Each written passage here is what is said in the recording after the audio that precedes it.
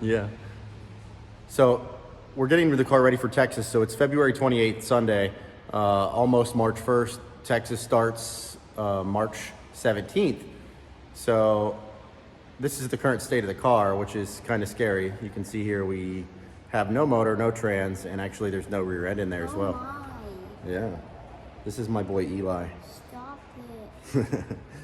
So we're working on getting the car all back together, and the first thing we're doing here, which is all done now and we're ready for the piping to be built. So at this point I'm just waiting on the motor. I'm supposed to have the motor back here on Monday or Tuesday. So tomorrow or Tuesday I should have a motor here and we should be starting to get everything back together. But the intercooler is now in place, the new intercooler. So the reason we replaced the intercooler is we were having pressure drop issues. So pressure drop is basically from one side of the intercooler to the other. You have higher pressure and you have less efficiency in the core of the intercooler, and it actually holds flow back. So this is the old intercooler over here. And if we look at this intercooler, you have an inlet, which is this side.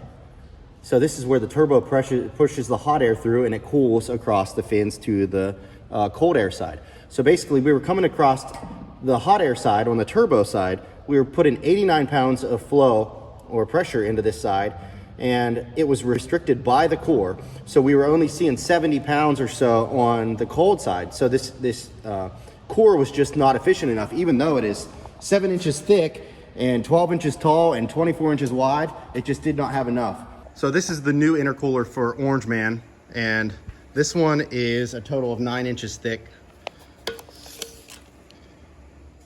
And the old one was 2 inches less, so it's 7 inches. So you can see just how ridiculous in size the new one is.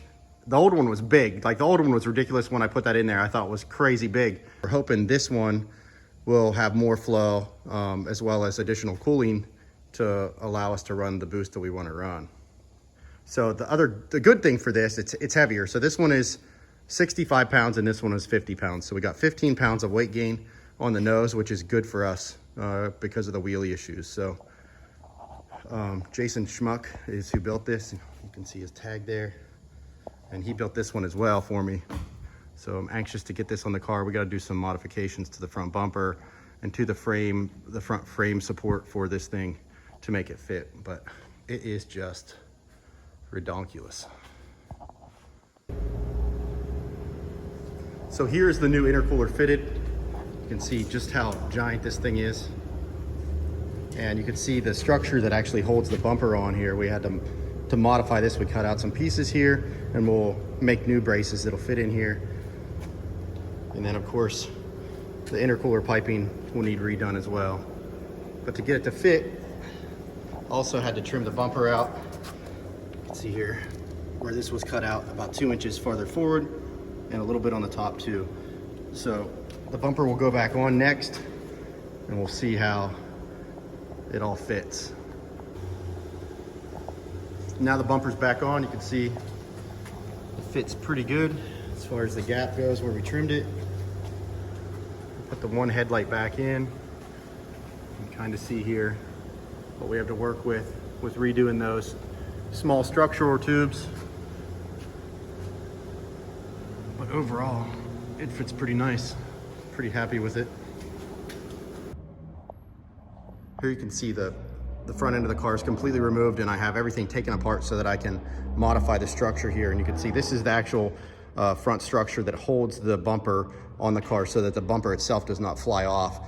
And everything here is basically riveted to these little panels. So the front bumper and the lower part of the front lip is all riveted to this structure, and you can remove the fenders and everything with a couple bolts. It takes about 6 bolts and you can actually remove the entire front bumper.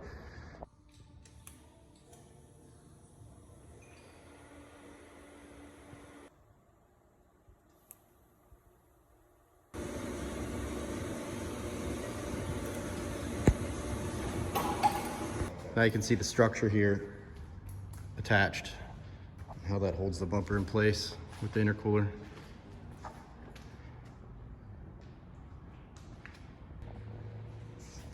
So now that the intercooler is all and installed, basically we just got to build new intercooler piping for both sides. And that's pretty much it as far as that goes. And then the other thing we had to do here, which Rob took care of that this weekend, it looks like. I just came in here, it's Sunday, and yesterday it looks like Rob finished it up, is we now have dual chutes on the back of the car. So that was something that was needed over 200 mile an hour. So now that we're going, 215, that was definitely a much needed addition to the mix. So it looks like we need to do the two cables yet. You can see here there's no cable coming in to attach. So it looks like that'll need to be done. But other than that, the only thing left is just a rear end, a trans, a clutch, a motor, intercooler piping, and pretty much everything else. Okay, so what do you want to know, buddy? What's this red button? Okay, so the red button is a line lock. Okay. What's the green? The green button doesn't do anything right now. Okay, it used to when we still ran the diaphragm clutch. We used that for like a slipper valve, but we don't do that anymore. But this button is what Daddy does when he gets up on the starting line. I push that and that holds me in place. So when I get on that first bulb in the tree, and then I bump into the second bulb, and I use this to hold me back a little bit so it doesn't push me through the tree. Wait, does it work? Is No, it not locked? right. No, it doesn't work right now. It locks up my brakes, Eli. It locks up the front brakes. It's called a line lock. Is this how you drive? Yeah, all right, like that. Except I keep not a seat on that I keep my hands on the steering wheel though. You don't really have your hands on the steering wheel, huh? Yeah, there you go. That's how I drive. And there's no shifter in there, huh? Wait, oh. Yep, no shifter. What's this? Is this the old shifter? No, that's the shifter. What? Yeah, it just needs put on the transmission. The transmission's out.